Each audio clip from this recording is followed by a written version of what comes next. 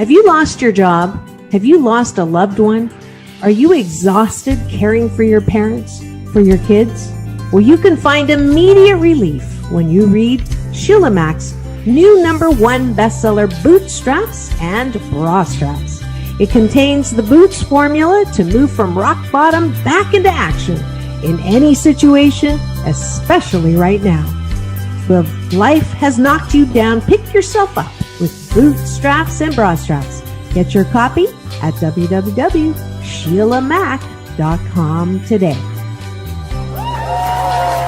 Are you ready for a reboot? Welcome to the Sheila Mac Show, reality at its finest. History reminds us those hit hardest often become the change makers. This year, we've all hit crazy economic, social, and emotional rock bottoms. We all get knocked down. Something hits globally, locally, personally. It affects our health, finances, our relationships. We have to recreate a business or career. Each show, Sheila and her special guest will be sharing their reboot stories, guiding you with real solutions to upgrade and up-level emotionally, mentally, physically, spiritually, and financially. Here on NBC's KCAA Radio, Mondays at 1 and Wednesdays at 7 p.m. Pacific Time. If you're ready to pull yourself up by the bootstraps and bra straps, enjoy a listen.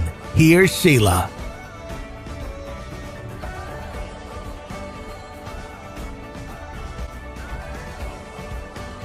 Are you ready for a reboot? Welcome to the Sheila Mac Show, reality at its finest. History reminds us those hit hardest often become the change makers. This year, we've all hit crazy economic, social, and emotional rock bottoms. We all get knocked down. Something hits globally, locally, personally. It affects our health, finances, our relationships. We have to recreate a business or career. Each show, Sheila and her special guest will be sharing their reboot stories, guiding you with real solutions to upgrade and up-level emotionally, mentally, physically, spiritually, and financially. Here on NBC's KCAA Radio, Mondays at 1 and Wednesdays at 7 p.m. Pacific Time. If you're ready to pull yourself up by the bootstraps and bra straps, enjoy a listen. Here's Sheila.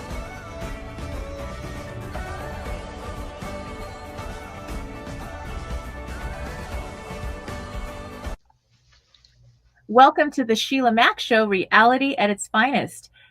Here we have real people sharing real stories about ways you can rebuild, reinvent, and reboot your business and personal life on your terms.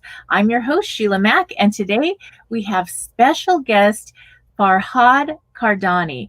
He is known as Coach KARDAN, and he is based in Dubai, yet he also works in New York and a lot in Japan. His wife is from Japan and he has a 12-year-old, and he does a lot of training and has a big company in Dubai that works with leadership programs and leadership training. So today, one of my favorite leaders, Coach KARDAN, is here to share his message and help you to rebuild and reboot your life. Welcome to the show, Coach KARDAN. Thank you so much. Japanese say arigatou gozaimashita. So I spent most of my adult life in Japan. A big part of my personality has become Japanese. I apologize if Japanese coming out. Thank you for having me here. I appreciate that. Yes, well, it's wonderful to have you on the show. I'd love to learn more about your journey and how you ended up working in Japan and Dubai. Yes, well, the destiny and destination and the universe will take us to places that we never imagined. I remember when I was a young kid, around age 12, 13, 14 years old, back home in Iran, I used to watch this Japanese TV series, a drama called Oshin. It was a story of a young kid. She was very strong and she had a lot of dreams. And I said to my grandma, I want to go to Japan and marry Oshin. And she just looked at me. She said, that's a great idea. And I believed her. So going to Japan and marrying a Japanese became one of my dreams. And I was always fascinated in the brand Made in Japan. So I read a book called Made in Japan by Mr. Morita, the director of Sony, many years back. And that book really changed my life. So I went to Japan and I loved it. And I wanted to stay only for a year. but I stayed for 25 years, and the rest is history. Wow. Wow. And then you ended up in Dubai. Well, let me tell you a little bit about myself. And again, I'm really grateful for the invitation, and I just want to thank you for this. It's an honor to be with you. I have some really, really important message for your audience and anyone who's listening. It's extremely challenging for me to give you 52 years of my life in few minutes. So I'll try. Let's see what happens. Today, I want to focus on leadership and empowerment. Why? Because right now, today, we are really living in a place with whatever happened also, especially this year. I truly believe every single one of us need to be responsible, accountable, and having ownership of all the problems that are happening for us, or sometimes we say to us, and own that. And that requires leadership. And so when I talk about leadership, I'm not talking about political leadership or, organizational leadership. If you're a mom or dad, you must learn how to lead by example. Otherwise, your kids are not going to listen to you. So leadership is about influence. And I want to talk about how I ended up studying leadership and why. Where did that come from? I can put it in two simple words: painful experience. I really didn't have a good childhood. I grew up in a place that my father was married 5 times, and as long as I can remember, stepmoms coming and going, and I never had a chance to meet my own mother. I'm 52. Just a year ago, I found my mom, and we're going to catch up very soon. So it has been an amazing journey. I get goosebumps. But I'm really grateful that even though it took over 50 years, but I never gave up. And thanks to the technology, so we eventually found each other. I was abused by one of my stepmothers in a really harsh way, and she wanted to end my life when I was 10 years old. So I had to leave home back in a town called Shiraz in southern part of Iran, and I became a homeless kid.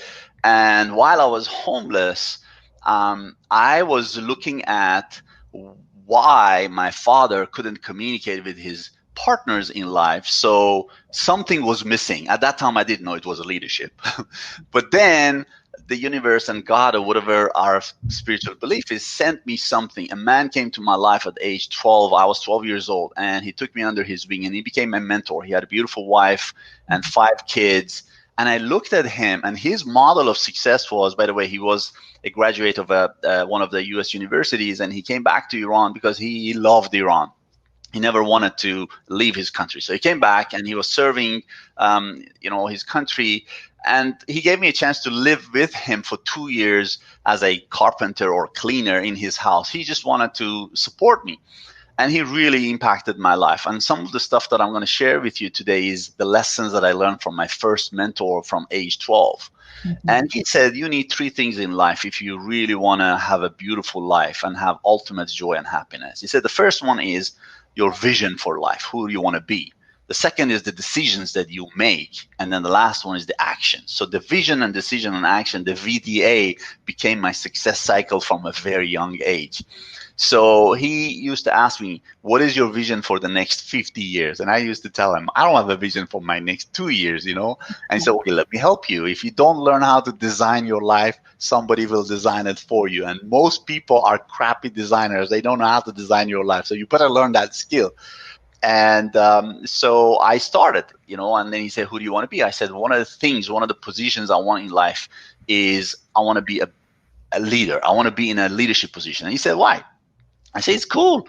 And he said, well, leadership comes with responsibilities. What kind of leader? I said, well, I want to be either, let's say, a doctor. So a doctor is a leader in a hospital. Or I want to be a judge in the court, because when he arrives, we'll all rise, And when I watch movies, or I want to be an airline pilot. Ladies and gentlemen, this is your captain speaking. I want to be in a leadership position where I have trust from myself and the people around me, so I can lead, with example, not just because I was lucky, but because I worked hard. So he said, okay, so if you want to be a pilot, then you need to work hard around that. So I decided to have this dream of I want to go to America and become an airline pilot. Now, I don't have money at that time. I don't speak English. I don't know anybody in America or outside of Iran. And then at age 10, I didn't have any support from family. And then Iran in 1978 went through a rough time. The country changed. The brand went down. It's been like that in the last 40 years. And unfortunately, I was abused by the government. I'm walking on the street. I see people attacking people. And, they broke my nose and my head. And I made a decision one day in my life, I want to live in a place that there's no violence, there's no killing, there's no gun, there's no war. So thank God, I'm really grateful today. I'm living in the UAE. It's one of the most amazing countries in the world. The leadership here is something that I truly believe the whole world needs to study. This book, Flashes of Thoughts, Flashes of Thought by His Highness Sheikh Mohammed bin Rashid. He is the Prime Minister of the UAE. This book really changed my life. I came here a few years back to serve one of our Japanese clients. And on my way back to Tokyo, I bought this book at the airport, and on board the plane, I was reading this, and this quote got me to move here. He said, "To those who would like to leave their mark on this country, I say, the stage is yours." So what they do here, they really, truly put people first, not systems first or not government first. They truly work hard to take good care of their people. And that was what I always wanted since I was a kid. If I had some photos to show you here, you could see as a 10-year-old kid, I had Abraham Lincoln on my shirt. I was always fascinated with leadership, and I was always studying the greatest leaders in our history, from Abraham Lincoln to John F. Kennedy to Dr. King to Gandhi, to all those that they had some impact in our history. I also had some miserable teachers I had to learn from them in our school. They were teaching us about Hitler and his psychology. I was like, why do I need to study about Hitler? But I just learned. We need to learn from both teachers, outstanding teachers that can really give you lessons and then warnings. So it's important in life. Anyways, I make my life to Japan. At a young kid, I start working there as a welder in a factory for $7 per hour, save enough money. I went to New Zealand rather than going to US. I became a New Zealand citizen. I became a commercial pilot in New Zealand. I made my dream come true. I was really proud of myself. I met my Oshin. I met my wife, Noriko. I married her. Thank God. Right now, I have a 12-year-old kid, and I'm really proud of my family and the love that we share. And one of the decisions I made as a young kid was, I want to be an example. Really, anywhere we go as a family, we inspire people with our love, with our caring, with our joy, with our passion. And it's been like that. But it was hard work. It wasn't just I was lucky and it happened because of the vision that I had, because of the pain that I had. And I used that, the decisions that I made for my future. So that was a personal leadership for me in my life.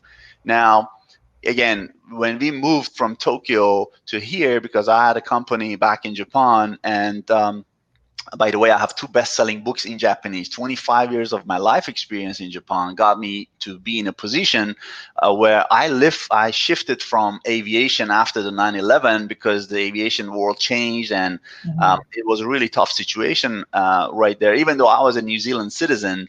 But then again, having a background of Iranian, background, so it was an easy time. But then I said, God, what are you showing me here? I was always fascinated in teaching and coaching. So I met a few mentors and coaches around the world that really touched my life. And as a result, I realized, wow, I love teaching. So I became a teacher and coach and started with, a small group of number of people in Japan. And then that grew. And then I wrote a book. In 2008, I was doing a seminar in Tokyo for around 300 people. This gentleman raised his hand and he said, Mr. KARDAN, do you have a book? I said, I have it here. I decided to write a book when I was 10 years old. He said, if you decide to write it, I'm a publisher. I want to help you. I want you to go watch a movie called Coach Carter by Samuel L. Jackson. And I said, I love that movie. And he said, your first name, Farhad, is very hard for the Japanese to pronounce. So we want to put the brand Coach KARDAN. Go get your qualification. You have some of them. But then when we call you coach here, that will be you got to live like a coach. You got to deliver like a coach. I said, I love it. Let's do it. So we did the first book called The Power of Decision. And I'm really grateful through that book. We reached and touched thousands of people. And the only challenge was because the book was in Japanese, it was only for the Japanese community. In 2011, a lot of our clients asked me, hey, you got to write another book. So we wrote my second book called From Desperation to Inspiration. That book also became a bestseller. And that book led me to start working with corporate leaders, politicians, and athletes. So they start calling me, and I went in and, thank God, they made the result. I was just a guide, but I helped them to close the gap. And then in 2015-16, we moved to UAE. The universe brought us here, and my wife was happy to come and move here. And this is one of the best countries in the world. I'm really proud that I made that decision. I've been to over 40 countries, mix of 3 nationalities. Now, this year, we created a program for the Emiratis, for Arabs in this region, called Emirates Youth Leadership 2020. My goal was, how can we train 2020 young Emiratis to become better leaders for the future of their country? And one of the skills in leadership is public speaking, and they loved it. They needed it. We spent 14 months doing a research, and we created a program. I'm really proud of this program, and we are teaching it now. So Emirates Youth Leadership. That's a little bit about myself. Sorry, it took a little bit long. No, that's wonderful. And, I remember visiting Dubai many times. I would stay over when I was heading to India to do studies, and and I loved it there. I was with a group, with Tony Robbins' group, and so we were having a blast in Dubai, and it is a beautiful place to visit, and I imagine live. So that's incredible. And one of the things that is important that I found with my own 6 children, I adopted 3 and I have 3 of my own. They're grown now. But to lead your home, it starts with the home. And right now, a lot of us around the world have been sent home because we're out so much that we miss the most important family values. And the thing is you can be a leader no matter what position you're in, whether you're young or old, it doesn't matter. You're just starting out or just beginning to be in a company. You could be the lowest on the rung. You just got hired yesterday, and your energy and how you show up, who you're being, and all you're doing is going to lead the entire group. And you'll become a leader quickly, and people will see that, and you'll get higher positions quickly because of how you're showing up. Now, for public speaking this year, it's so important because now we're all public speaking. We all have to be on the Zoom calls with our work teams, or leading our family, because now we're we're in charge of education. I know 2 of my children are college age, and the dorms closed, so now they are back home. And I'm as a mom, I am loving every minute of having my big grown babies home.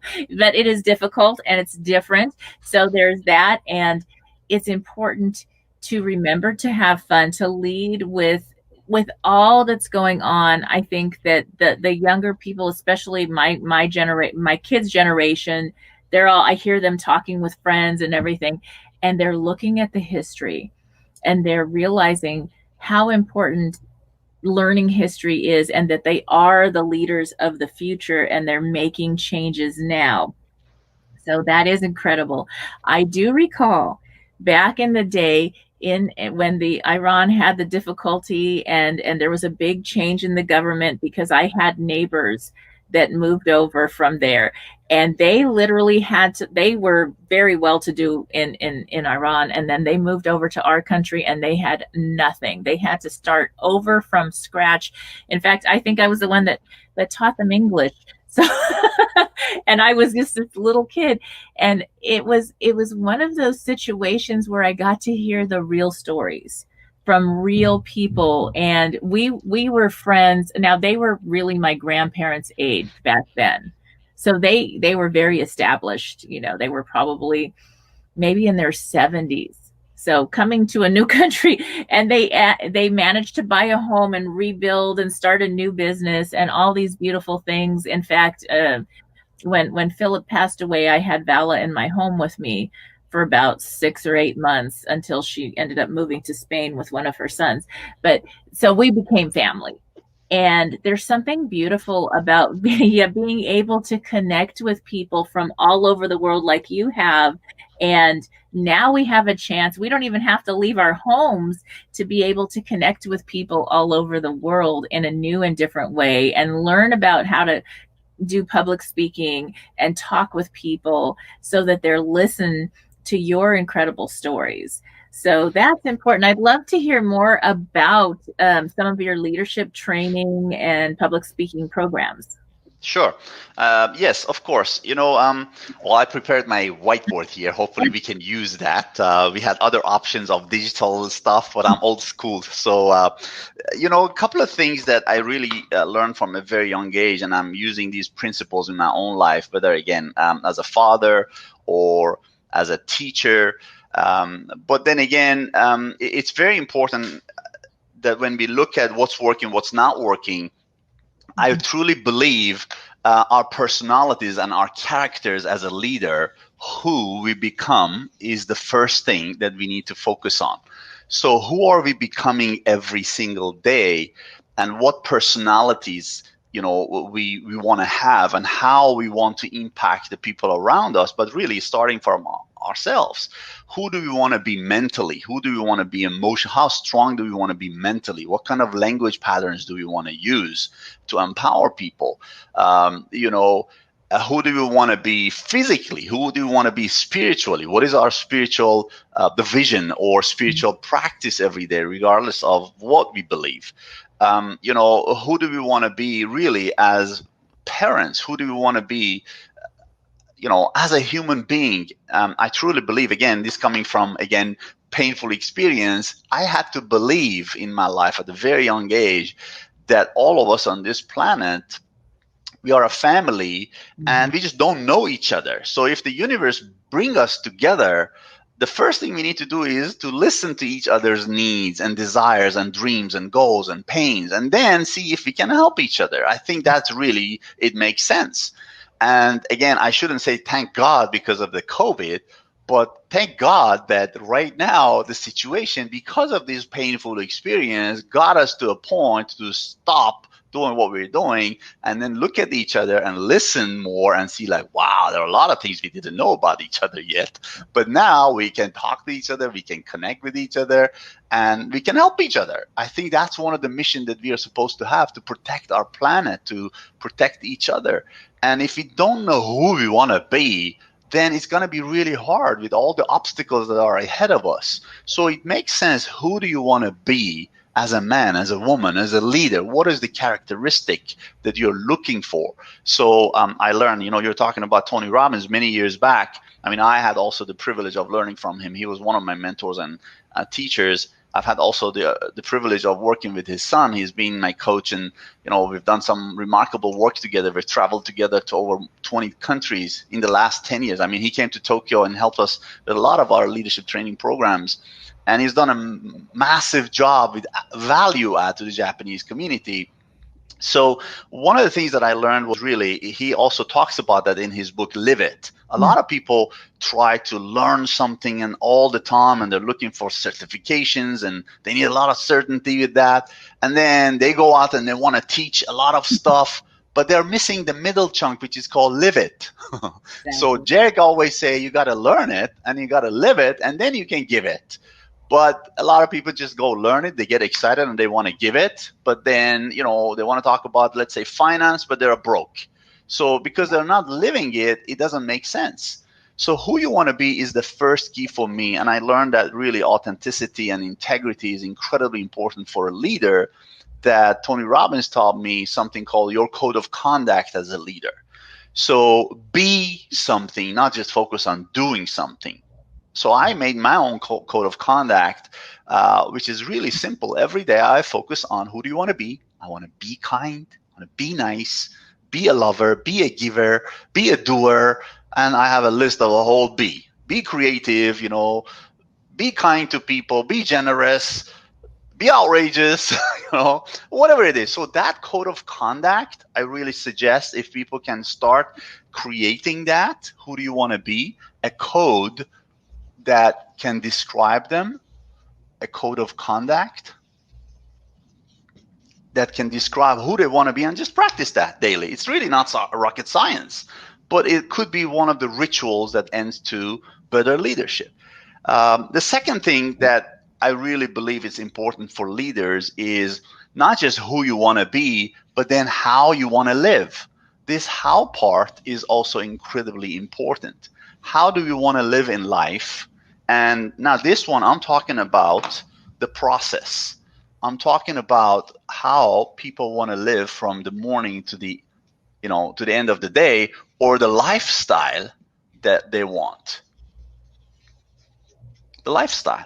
So you wake up from morning to night, and we get caught up with all the stuff that we're doing, and we forget about what process we want to have. What is our ideal day, the dream day? And if we don't design that, just we open our eyes, we are 50, 60, 70, 80, we look back and we see we only lived 1/10 of life. What happened? Because this wasn't a top priority. How do we want to live? So for leaders, again, one of the things I learned, again, out of painful experience of seeing bad leadership, was leaders are supposed to empower. Leaders are supposed to inspire with their stories, with their language patterns, with their body language, with their humor, with their, being truthful, with their integrity, with their honesty, and, speaking the unspoken, all of these things.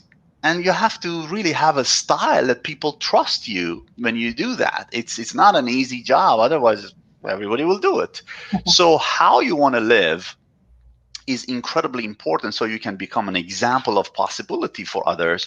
And lastly is, what is it that you want to give back to the society? What is your contribution? What is your call for giving?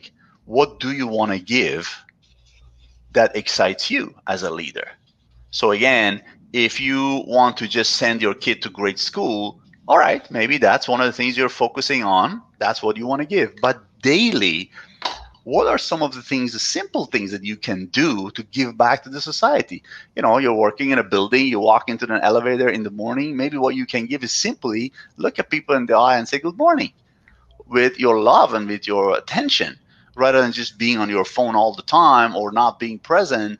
Giving doesn't have to be a big chunk of money or making a huge difference in the world. It could be really simple step process to you be proud of what you're doing, what you're giving back. I mean, mine is very simple. Every single day, how can I appreciate and enjoy my life every day? And of course, how can I reach and touch at least one person, and help them to believe that they can do anything if they choose to. Right now, before we start this talk, I just get a message from a young Emirati girl. She's asking me, my husband and I, we want to move to Japan, and we need some guidance from you. And I said, while I'm waiting, let's rock. What do you need? So, and it was beautiful. I said, mission accomplished, even though I've done a lot more today, but it was kind of like a closing for me for today. And here we go. We have another one here. Right now it's 11:30 at night in Dubai. But I'm still here with you. Yes. So hopefully this message is going to reach and touch somebody's life. That is so wonderful. And thank you for being up late for us here in the United States. And this does get broadcast everywhere. So wherever you're listening, whatever time of the day, I do believe that whenever somebody comes on the show, whoever needs to hear this message is listening. And so that's how I go. And I do love what you have here. The who are you being? Now in my book, my first, the be in the boots formula is also being. It's who are you being in all you're doing. And I created this mantra about it's all about who I'm being in all I'm doing. And no matter if I'm, walking my puppy or cleaning my house or working with clients, having fun with family and friends, it's how I'm showing up that's going to be felt and experienced by everyone around me. And that makes all the difference. So I love Absolutely. all that you're doing. Now, do you have some pointers as far as for people that are now having to not be so shy and get online and get on the camera like we are right now and share and lead? So it's kind of public speaking in a different way, but a lot of people have had to do that and get over the fear of speaking and sharing as much now that this is the way a lot of companies have to be. Sure. Yes. Sure. Well, my simple, I shouldn't call it advice, my simple maybe 1 point lesson would be, it's called arrow philosophy. Usually when we speak, there is an arrow. It's either towards us or towards our audience or listeners or the people that we are supposed to give something to. That's why we want to learn how to speak. Why? Because we either have a message we want to give, we have an initiative, an idea, a product or service, whatever it is, we want to give it to the society. We need to learn not to do not what to do to give it to them. We need to learn how to give it to them, how to talk about that product or service. And that how part, a huge part of it is about emotional mastery, emotional fitness. And a simple key about emotional fitness is when we focus on ourselves, the arrow comes towards us. We just want to be loved and we don't want to feel like, oh, we are not enough. So, and that's our fear, as you know, major fears that we have. So we focus almost 70% of the time on ourselves. Do they love me? Is what I'm saying makes sense? I mean, look at their face. They're supposed to be like this, but they're like this. That means probably they don't like me. So you start having all these crappy conversations with yourself in your head. Of course, you're going to get nervous. So what I always say is, if there is a simple 3-step chunk in any presentation that people want to go through, which, by the way, right now, I mean, I'm sorry, I know our time is limited here. I'll make it very quick here. I highly suggest everyone to write a simple horizontal line in a piece of paper and then have one vertical line in the beginning and one vertical line at the end. And we call this your timeline presentation. Let me bring it closer so you can see that. So if you divide this to 3 simple chunks, and the first one you call it your ID, as in identification, and the middle one as MC, as in your main contents, and the last one would be your R, which is the results that you're after.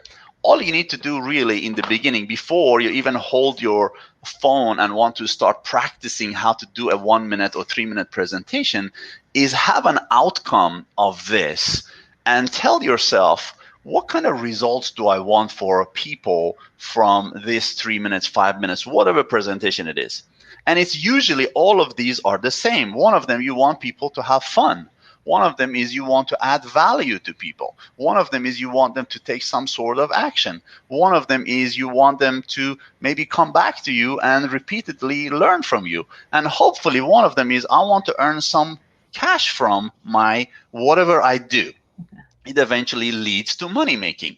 So if you come back from the end and you structure your presentation backwards, Stephen Covey used to say, begin with the end in mind. That's what exactly it is.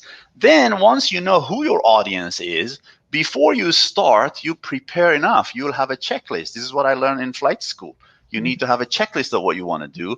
And then A stands for the after you finish, you need to check few things. How can I do maybe a follow-up if they need me? But then this is the easiest part, actually. If you have a 3 to 5 minute presentation, you can only spend around 1 minute in each of these, and you can talk about just one point. And then once you come to a place that you need to finish your presentation, then at the end, when you finish, you look back, you go like, wow, I got at least 3, 4 of these out of 5. But the ID part is where people need to really start working hard, which is building rapport with an audience and telling a simple story about their life and ups and downs. That's what exactly we did here. I told you about, 52 years of my life, how I could put it in a nutshell. Having 2 books, it's extremely hard to tell you everything about my story. But all I need to tell you is some of the tough things that happened in my life. How did I use those experiences to make better decisions? So when people listen, they go like, wow, I am either like you. We call this the me too, creating the me too here. I am either like you or I want to be like you. Mm-hmm. So you empower people. And this is the part that a lot of leaders need to learn. And they're running away from this because they don't want to share their personal stories. They just come in, hello, everybody, how are you? Let me tell you what I want to tell you today. We go, whoa, wait a minute. Excuse me, who are you? So here's the piece that people need to earn the right. This earning the right is only coming from 2 things. What have you studied in life, and what is your life experience? And people want to know these 2. And if you talk about that a little bit, then they go like, oh, I better listen to him or her. Right. So hopefully this will help. But this is a structure of a leadership presentation that a lot of leaders, again, they spend a lot of time focusing on here. But honestly, these two chunks, the beginning and the end, is way more important than the lessons that you're going to teach. So I hope it helped. I love that. That is so true. And I know the other thing is you mentioned Tony and Jarek, and we've met, I think maybe at Tony's event, but definitely through Jarek's event is when I got to know you a little bit more and heard about your story and invited you onto the show. So it's important to also have people in your life, an incredible peer group, and continue to be a learner. So one of my other mantras is I'm a lifetime learner and a wisdom earner. And that is something we are fueling our minds with what we need instead of fueling with just the bad news or what's going wrong. Ask what's going right and how can I learn from other people's experience so I don't have to go through all those steps and I can get to mastery faster. And that makes all the difference. Yes, absolutely. Absolutely. So, again, it's a journey. If you and I, we believe you're lifetime students, and I know we both have been through a lot of ups and downs in life. We allowed life to touch us, but never crush us. So that's the key. You want to be a great leader. You want to help other people. You need to really become mentally strong, emotionally fit, and make decisions that most people are, they want to avoid. But those are how we become stronger version of ourselves, because we accept the problems, or we call them gifts. Right. And they are. Yes. And it's funny, when we find the gift in the problem part disappears. It just dissolves. Exactly. So, today I was talking to a gentleman. He was complaining about some of the challenges. I said to him, look, let's go back 3 years ago. 3 years ago, what you're talking about right now, it was your dream, right? He was like, yeah. I was like, so if I told you at that time you're going to have this, will you accept it? He said, absolutely. I said, sure. So now I'm telling you, it's a gift. He said, wow, I never thought about it that way. So our problems are really our gifts. We just need to have more quality of those problems rather than just focusing on the things that we don't want every day. And life will be different life. Yes. And I'd love to learn about your books. So you have books in Japanese right now. Yes. Well, one of my, outcomes and absolutely commitment because of this pandemic, I put really urgency more on it because, people keep asking me, hey, you learned your Japanese in 2 months. How did that happen? I tease them all the time. I say, well, that was me. But then I tell them, look, language or any learning experience always coming from two things, urgency and necessity. Urgency and necessity. When I was in Japan in 1990, I made up a story that if I don't learn this language in less than 2 months, they're going to kick me out of this country. So I bought myself a simple book called 30 Lessons in Japanese, 30 Days in Japanese. And then I used to learn just one simple lesson every day and then practice it in Japanese. Ohayou gozaimasu, konnichiwa, hai, hajimemashite, yoroshiku onegaishimasu. And then I modeled the language, not just language patterns, but the tone, the body language, how they move. And, in less than 2 months, I had a job interview for myself and two of my friends. I got a job. They gave me a home. They gave me a car. And it was like a dream. And not many people believed me, but it became really one of the things I've done that I'm proud of in my life. So learning a language, like anything else, is all about commitment. So I wanted to always write a book in English and not just making it a bestseller for the sake of being a bestseller, but I really wanted to reach as many people as possible, especially those that they are in leadership and management position, because they are not using their story.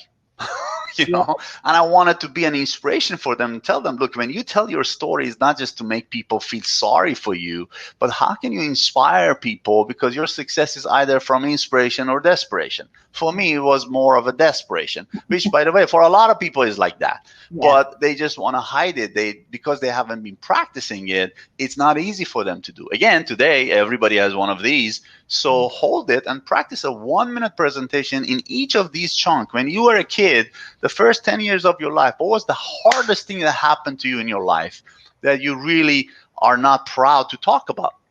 But what did you learn from that experience, and how did you change, and who did you become because of that? For me, being homeless. But nobody believes me when I say I always enjoy the process. That's one of my major outcomes in life. I don't work so hard just for the result. I want to enjoy the process. How can I enjoy my life even if I'm homeless? you know. So Exactly. I'm planning by the next year, by the next 6 to 12 months, to really bring one of the most powerful books in the U.S. Because the U.S. is a powerful country. America has always been one of my dreams. I love America. I've been to America more than 20 times. And one of the things I want to do now is I want to write a book that could lead to be an Oscar-winning picture. And to do that, I am really committed. I'm very clear about what I want to do in the next 5 years with this movie and how many people I want to reach and touch. And there is a message in this movie really about accountability, leadership, ownership, and responsibility of who we are, how we can protect each other and love each other. It doesn't matter where we came from. In old days, a lot of people used to point on me because of where I was born. I used to tell them, look, I am not Iran. I was born in Iran. But today I'm having fun with that because it's a blessing being mix of three different diverse nationalities. I've had the opportunity to travel more than 40 countries. I'm a New Zealand citizen with the New Zealand passport. I can travel to over 180 countries, and it's beautiful. So it's all about using what God gave you and then structure it in a way that it's not just about you. The arrow that I was talking about must shift 70% that way, only 30% towards you. If you can 70% of the time focus on what do they need, how can I help them? Hopefully this here would be an example that probably more than 90% of my focus is how can I reach and touch in such a short period of time, get into people's heart. They go like, wow, if you could overcome all of these obstacles in life and get here, what is he going to do in the next 10, 20 years? I want to reach and touch as many people as I can in the next few years. That is beautiful. And I can't wait. We'll definitely have you back on the show when your book comes out to share about that. That is so important. And, that's something we both have in common is I was also homeless at 10 to 13 and a half. And it was a grand adventure to me. We should have met that time. Where were you? I was in Hollywood, right? I was in LA and California and Beverly Hills and all that. So it was a great place, I guess, if you have to choose to be homeless. And I was making friends and spending the night at different friends' homes. And I had to learn to be very social, but I also got to know people from every different culture, different economics experiences. And it really shaped and formed who I am today, even at that young age. So this year, if you are going through a tough situation because of the COVID or other situations that have happened, remember that sometimes when things go down and they fall apart, it seems it's because it's reorganizing and rebuilding to something even better. This is the beginning of a decade. And this is the foundation. So how we show up, that who that you have, the being, how we show up this year is going to make all the difference. And no matter where you're coming from or how you're starting, you can be a leader today. You start leading from where you are and you move forward from there. Absolutely, absolutely. So, I would love to get my hand on your book. Actually, read that book as well. It's a blessing. You have a book right now, and hopefully, people get a chance to read that. But really, it was just right on the point that you said. We really need to. I mean, one of my friends the other day said to me, "Look, if you can't change your life now, you will never change your life." And he said, "This is the best time because we never had this much pain in life that we couldn't even see each other, touch each other, smell each other, hug each other. It was taken away. Everything was taken away. But if you can really do something about that in this time, you're set for the rest of your life. You're going to be fine. So work as hard as you can right now in the next few months to maybe next couple of years. Mm-hmm. It's a beautiful opportunity. So that will be my final message for everyone. Never give up. Life is full of beautiful gifts. It doesn't matter you're a homeless or you're from a country that the brand of that country is not powerful enough. You don't have the technology. You don't have the Facebook, whatever it is. Just make a decision that it doesn't matter what happens. I will find a way. I will find a way is a belief that I had since I was a kid. And I said, this is not acceptable to me. I will find a way. I told myself one day, I would never live in a country that all of a sudden an educated kid with a gun can come to you and say, hey, get out of the car, we need to search the car. That's not acceptable to me. And it took me many years. I changed that. I changed me. I couldn't change them. I changed me. So there's always a way, as you know it and I know it. That's a belief we both learned. There's always a way if you're committed. And thanks to our teachers, they taught us those stuff. Yes, thank you. Well, thank you again for being on the show. Is there any last minute advice you want to share as we're coming to the end of the interview time with the audience? Yes. I think if you're talking most of your audience, if they are Americans, my friendly suggestion to my American friends here is be really grateful for your country and love your country. You are extremely lucky if you are born in that country, regardless of what's happening around the world, how the world is watching you, how the world is judging you. It doesn't matter. What matters is, who are you? Where was that page? Who are you as an American, and how much pride do you have? How proud are you as an American? If you're not an American and you're living in America right now, that's a different story. You might be worried about some of the stuff that is not happening yet, that you're living in a worriness. Go read Dale Carnegie's old book, Stop Worrying and Start Living. Don't worry about the problems that are not happening yet. Focus on who do you want to be every day, and what do you have in your life right now that really a lot of people around the world, they wish they had that. So if you're an American, you have an American passport, and you have a country that it's called the most powerful country in the world, be proud of that and use it. If you don't use it, you will lose it. I'm telling you. I'm speaking from experience. People many years back, before I was 10 years old, there was this beautiful country and power, all that. Mm-hmm. And then bad leadership cost people. And, people didn't appreciate what they had. They made some mistakes. And then that led them to, not being proud of a place that used to be really good. And, you never know they're going to get that back. It may never happen again. You never know. But let's see. But really, my last message is, who you are today, just love who you are, love yourself. Other people will love you too. How do you want to live every day? The process, start planning for that simply, stop doing some of the things that you're not happy with, step by step, small steps, and then start doing the things that you're proud of and doing. That'll be great. And then finally, really, if every single one of you can share one little story of your life, I promise you the world will be a better place. You are in that position already. So I'll send you my love and my respect and appreciation. Hopefully this message will reach your heart, and hopefully we'll get a chance one day to meet in real life. I love you and thank you. All right. Thank you so much. Okay. Bye, everyone. If you are just tuning in, this is Sheila Mack Show, and I am going to share a little bit more about what I do and how I came to do what I do. All right, take a listen. All right.